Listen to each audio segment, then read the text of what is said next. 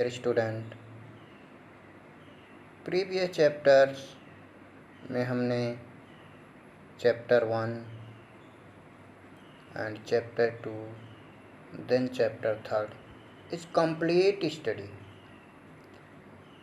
and notes book question answer is completely provided.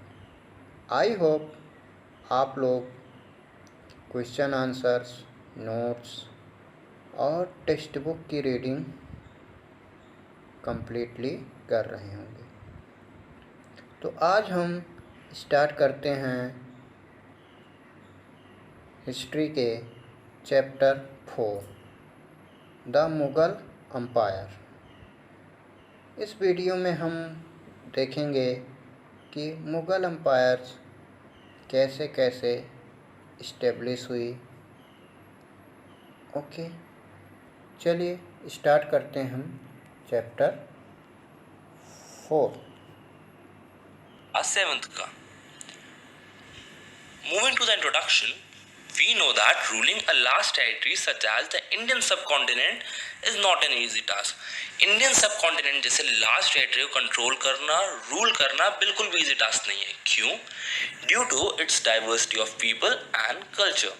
इसीलिए कोई भी ruler till the starting of 16th century ये बहुत लंबे टाइम तक नहीं कर पाया था। No ruler till the starting of 16th century was able to do it for a long period of time.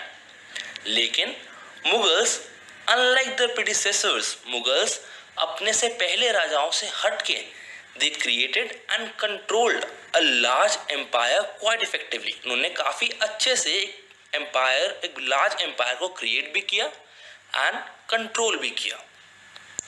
From the later half of the 16th century, they expanded their kingdom. 16th century के latter half से उन्होंने अपने kingdom को expand किया from Delhi and Agra, और 17th century तक आते आते they were almost in control of the entire subcontinent. पूरा सब कॉन्टिनेंट अप्रोक्सीमेटली इनके कंट्रोल में था, इनके रूल के अंडर था। इन्होंने ऐसे एडमिनिस्ट्रेशन स्ट्रक्चर्स इम्पोज किए, ऐसे गवर्नेंस के आइडिया दिए कि वो लोगों के साथ रहे even after their rule ended. They imposed structures of administration and ideas of governance on the people that stayed with the people even after their rule ended. इसका perfect example है कि आज भी हर साल इंडिपेंडेंस डे पे prime minister of India addresses the nation from where? From the Red Fort in Delhi, which was once the residence of Mughal emperors. हमें पता है दिल्ली में रेड फोर्ट है, वहां से प्राइम मिनिस्टर पूरे नेशन को एड्रेस करते हैं, जो कि एक टाइम पे मुगल एम्परर्स की रहने की जगह थी। Now talking about who were the Mughals? Mughals थे कौन? Now Mughals were descendants of two great lineages of rulers. दो ग्रेट रूलर्स के lineages के descendants थे। अगर हम बात करें उनकी मदर साइड से, then they were the descendants of Genghis Khan, the great ruler of Mongol tribes who ruled over China and Central Asia. He died in 1227. Genghis Khan Mongol tribe के ruler थे, China और central Asia में इनका rule था, and he died in 1227। इनकी photo आपकी screen पे आ चुकी होगी। From their father's side, they were the successors of Timur, the ruler of Iran, Iraq and modern day Turkey. Father side पे सक्सेसर्स थे तिमूर के, जो ईरान, इराक और मॉडर्न डे टर्की पे रूल करते थे, एंड ही डाइड इन 1404। अगली जो फोटो आएगी वो तिमूर की होगी आपकी स्क्रीन पे।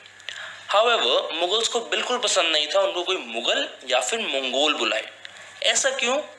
बिकॉज इसके दो रीजन थे। First, because of the fact that Genghis Khan was generally associated with massacre of hundreds of thousands of people. Genghis Khan का नाम लोगों के किलिंग से जुड़ा जाता था, और थोड़े बहुत भी नहीं, hundreds of thousands of people. और इसका एक और जो रीजन था, that was this word was linked with Uzbeks, their Mongol competitors. ये वर्ड मंगोल या मुगल उनके मंगोल कॉम्पिटिटर उज़्बेक के साथ एसोसिएटेड था। On the other hand, the Mughals were proud of their Timurid ancestry. इसका रीजन क्या है? इसका रीजन है that their great ancestor Timur captured Delhi in the year 1308। Timur ने दिल्ली को कैप्चर किया था एक बार 1308 में। So they celebrated the genealogy, वो अपनी जीनियोलॉजी को सेलिब्रेट करते थे using picture.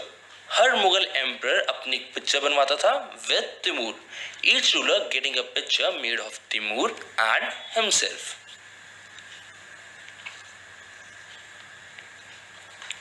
Now let's talk about the Mughal military campaigns.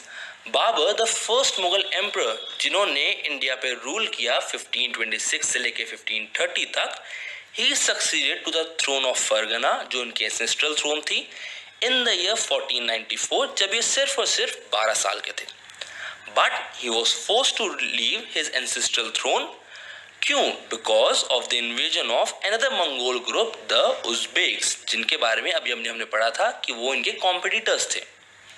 After years of wandering, काफी साल ऐसे ही घूमने के बाद, he seized Kabul in the year 1504 and finally in 1526 he defeated the sultan of Delhi Ibrahim Lodi at the first battle of Panipat and captured Delhi and Agra. 1526 में इन्होंने sultan of Delhi Ibrahim Lodi को हराया फर्स्ट बैटल ऑफ पानीपत में और कैप्चर किया दिल्ली और आगरा को। Now studying about great Mughal emperors. First was Babar, जिनका रूल हुआ 1526 से लेकर 1530 तक। 1526 में he defeated Ibrahim Lodi and his Afghan supporters at Panipat. In the year 1527, he defeated Rana Sanga, the famous Rajput ruler, and his allies at Khanua. In the year 1528, he defeated the Rajputs at Chanderi, the brave Rajputs. उन्होंने 1528 में उनको चंदेरी में हराया and establish his control over Agra and Delhi before his death. अपनी death से पहले establish किया अपना कंट्रोल आगरा और दिल्ली में। नेक्स्ट कम्स हुमायूं, जिनका रूल रहा 1530 से लेकर 40 तक एंड देन 55 से लेकर 56 तक। ये 15 साल का गैप था। क्यों? पढ़ते हैं। Now Humayun divided his inheritance according to the will of his father. Humayun ने अपनी जो इनहेरिटेंस थी अपने फादर से जो मिला था एम्पायर, उसको अपने फादर के विल के हिसाब से बांट दिया। हर एक भाई को एक प्रोविंस दे दिया गया था। His brothers were given each a province.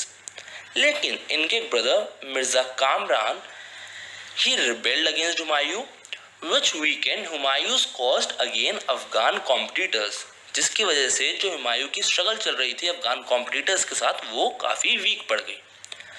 Now Sher Shah, another Afghan, defeated Humayun first at Chausa in the year 1539 and then at Kannauj 1540 में। अब कन्नौज की हार के बाद हुमायूं को भागना पड़ा था ईरान, हिंदुस्तान छोड़कर, इंडिया छोड़कर, and hence Sher Shah established the Sogd dynasty in India.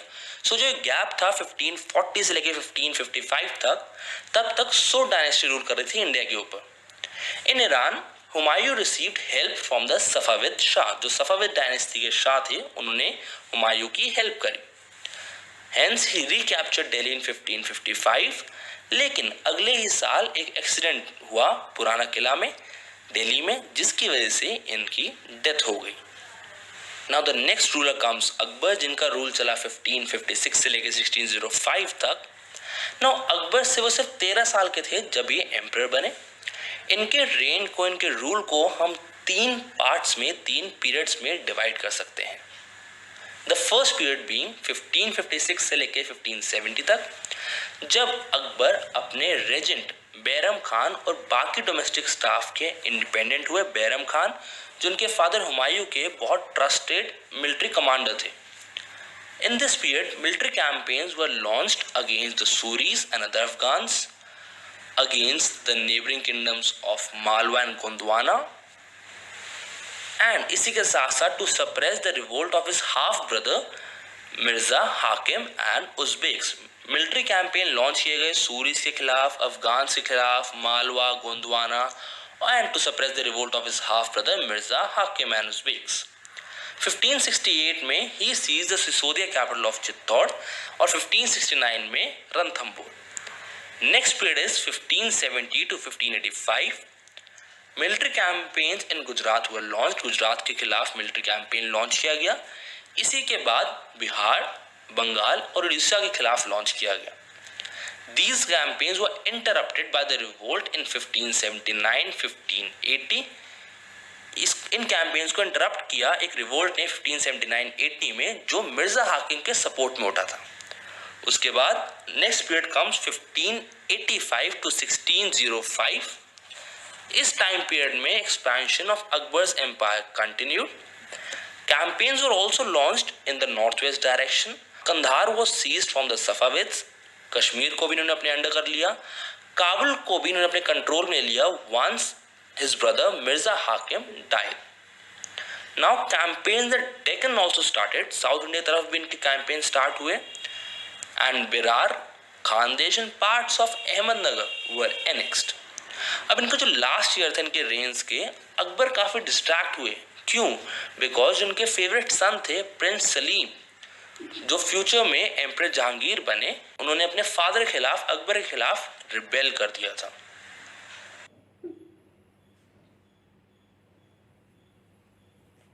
So the next is Jahangir. 1605 से 1627 तक इनका रूल चला। जो मिलिट्री कैंपेन्स अकबर ने चलाए थे, उन्होंने जहांगीर ने उनको कंटिन्यू किया। जो सिसोदिया रूलर थे मेवाड़ के, अमर सिंह महाराणा प्रताप के बेटे, he accepted the Mughal service. Less successful campaigns against the Sikhs, the Ahoms and Ahmednagar followed. Six आपके पंजाब की साइड, अहोम्स आसाम की, एंड अहमदनगर आपका साउथ में पड़ जाता है। नाउ प्रिंस खुर्रम, जो बाद में जाके एम्परर शाहजहां के नाम से जाने जाते थे, he rebelled in the last years of his reign. Jahangir के last years of his rule में प्रिंस खुर्रम, जो बाद में एम्परर शाहजहां के नाम से जानेगा, उन्होंने रिबेल किया। Now the efforts of Nurjahan, जो जहांगीर की वाइफ थी, टू मार्जिनलाइज शाहजहां वो अनसक्सेसफुल, वो सक्सेसफुल नहीं हो पाए एफर्ट्स उनके। The next Mughal emperor being Shahjahan, जिन्होंने रूल किया 1627 से लेके 1658 तक। Now Mughal campaigns continued in the Deccan under Shahjahan. एक अफगान जो नोबल थे, Khan Jahan Lodi, he rebelled but was defeated. Campaigns were launched against Ahmednagar also. Bundelas, जो एक तरह के राजपूत होते हैं, they were defeated and Orchha was seized. Orchha उनकी सीट थी जहां से वो रूल करते थे। नॉर्थ ईस्ट में एक कैंपेन चलाया था to seize Balkh from the Uzbek, that was unsuccessful, वो सक्सेसफुल नहीं हो पाया। And Kandahar was lost to Safavids. अब कहा जाता है जो कांधार हार गए सफाविद्स को, ये इनके पूरे रूल की सबसे बड़ी हार मानी जाती है। इन the year 1632 Ahmednagar was finally annexed and Bijapur forces sued for piece. 1632 में अहमदनगर को फाइनली एनेक्स कर लिया गया कंप्लीटली, और बीजापुर को फोर्सेस को फोर्स किया गया कि वो पीस एक्सेप्ट करे, वो भी मुगल टर्म्स पे। अब 1657 और 1658 ईयर्स में there was a conflict over succession among Shahjahan son. शाहजहां के 4 बेटे थे, उन चारों में कॉन्फ्लिक्ट हुआ सक्सेशन के लिए।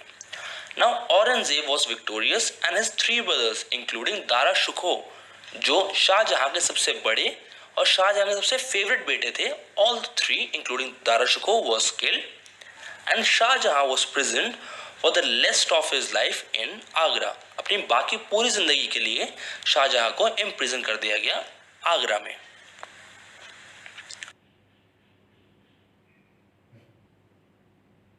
Now the next ruler being Aurangzeb, जो 1658 से लेकर 1707 तक रूल किया।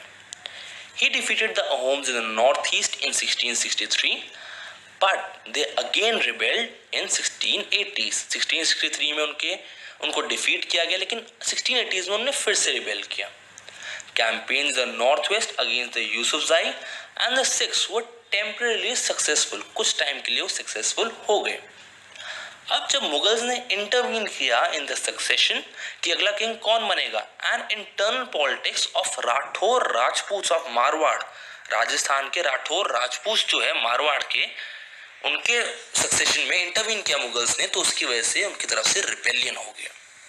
Campaigns against the Maratha Chieftain Shivaji were initially successful. जो मराठा के चीफटेन थे, लॉर्ड थे शिवाजी, वो इनिशियल उनके खिलाफ कैंपेन जो लॉन्च किए मुगल ने वो सक्सेसफुल हुए, लेकिन जब औरंगजेब के बुलाने पे शिवाजी आगरा आए तो औरंगजेब ने उनकी इंसल्ट की। उसके बाद शिवाजी आगरा से एस्केप किया and once he reached Pune he declared himself an independent king and resumed his campaigns against the Mughals. Mughal के खिलाफ अपना कैंपेन दोबारा स्टार्ट किया।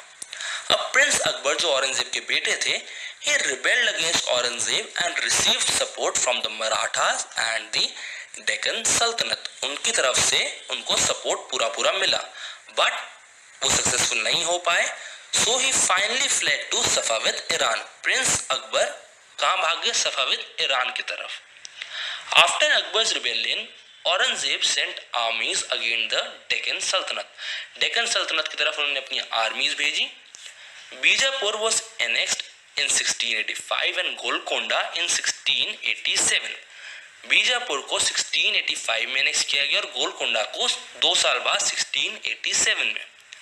नाउ फ्रॉम 1698 औरंगजेब खुद डेक्कन की तरफ आ गए अपनी आर्मी लेके to personally manage the campaigns against the Marathas who started a guerrilla warfare. Marathas की अगेंस्ट कैंपेन को खुद होल्ड करने के लिए, खुद सुपरवाइज करने के लिए जिन्होंने गुरिल्ला वॉरफेयर स्टार्ट कर दी थी। Now Aurangzeb also had to face the rebellion in north India. North India में कौन रिबेल कर रहा था? सिख्स, जाट्स और Satnamis. And in the north east the Ahoms and the Deccan the Marathas. So किसने रिबेल किया? नॉर्थ इंडिया में सिख्स ने, जाट्स ने, सतनामीज ने, नॉर्थ ईस्ट में अहोम्स और डेक्कन में मराठास ने।